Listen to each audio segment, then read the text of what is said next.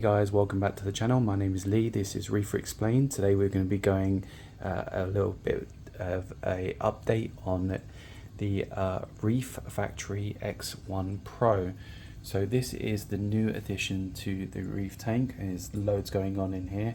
So what we've got is we've got this X1 dosing pump by Reeffactory, and the tube is obviously coming down to this Red Sea bottle that I've cleaned out, finished and filled up with phosphate by Nios, just because I had this bottle spare and it's got this little cap that I could thread onto, and then I'll just put another piece of silicone inside the bottle, go straight up and obviously up and around, and then to the tank, and it's obviously put onto this little dosing part.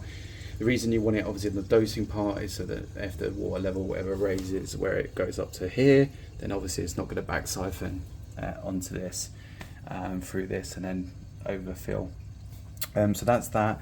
The static light yellow means that no test is being run. When it's blue, then it means it's running it's dropping off the solution into the sump.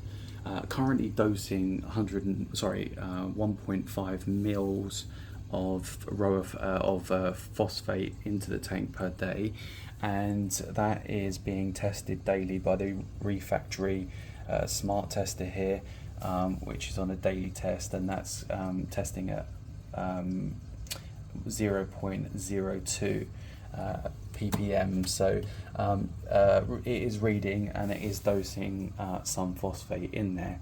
Now in the past I have run some carbon, some media to get rid of heavy metals in this TMC 100 reactor, and some Rowaphos. Now I stopped Rowaphos because my phosphates were barely readable, so I've added some phosphate back in there, some phosphate removal by Rowaphos. Now it's only a little bit, and the simple reason being is I've just had an ICP test, and I'm showing some high levels of aluminium. Now there's no rusting of anything in the tank or anything like that. All impellers and everything are new on this system, and I have gone through and taken off anything that I was really concerned about. So there's the only magnets are inside the tank are the ones on the pump inside, but they're fairly new. The return pump is new. I've checked everything and nothing's leaching out.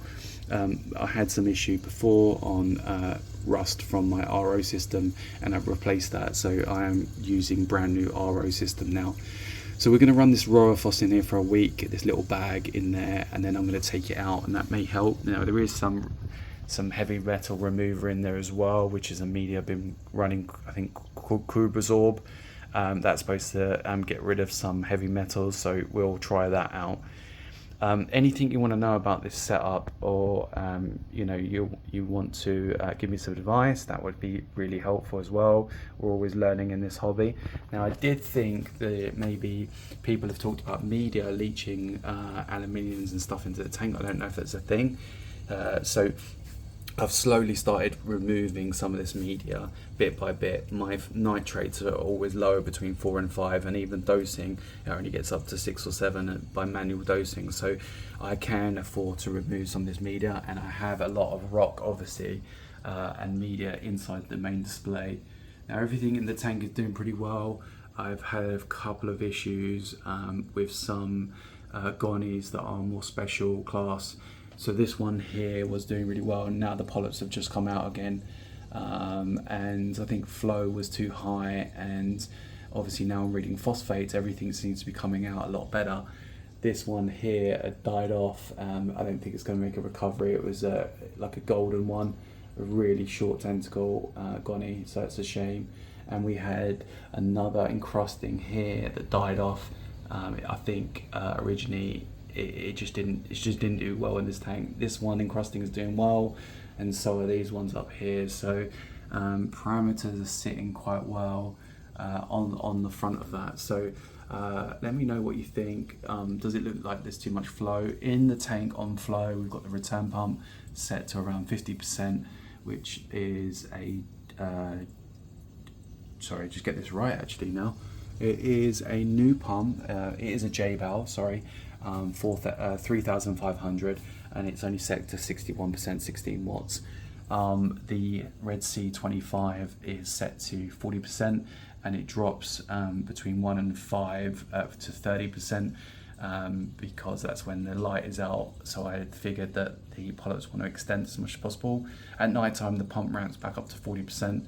And we've got a little pump here, a little TMC, tiny pump on there that's set way down on random flow to get flow around the back of the aquarium.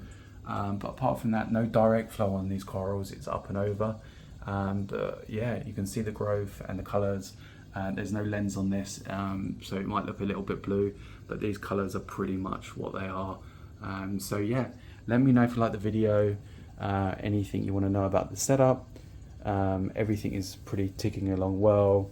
Loving the max spec jump skimmer, does really well. Doesn't really skim out loads on this system, but I haven't got a lot of nutrients and waste, and then the roller mat is really taking the brunt of that. And this is an absolute beast. I've gone through this before, changing these rollers out every 2 to 3, about 3 months really now. Just set and forget really, and it just saves a lot of aggro. The only thing I would say is that the media basket underneath is a real gripe to get to. It's pretty pointless. And I'll put some carbon in there and just leave it for 3 months and then take it out. But I am running fresh carbon every 10 days in this little reactor as a supplement to that. If anyone's running carbon, let me know, and if you think carbon's a good idea, because there is some debate whether that can hinder corals as well. After my ICP test, the only things major came up was sulfur was high, aluminium, and I believe there was a couple of others that came up, and it was all to do with either media or not properly mixing salt, as they say. So I need to find the causes of those, but I will do a water change on this, just to reduce those aluminium levels, because they were quite high in the big scheme of it. So thanks for watching, guys, and really appreciate the support on the Red Sea doser, single dosing pump. Yeah, it's pretty sweet. It's controllable via the app, and this is set, you can do it day by day and different time slots, so it's pretty sweet. I wish the smart tester would follow suit to that per day, because choosing days, should I say, not just a scheduled day. Thank you for watching. Take care. Bye.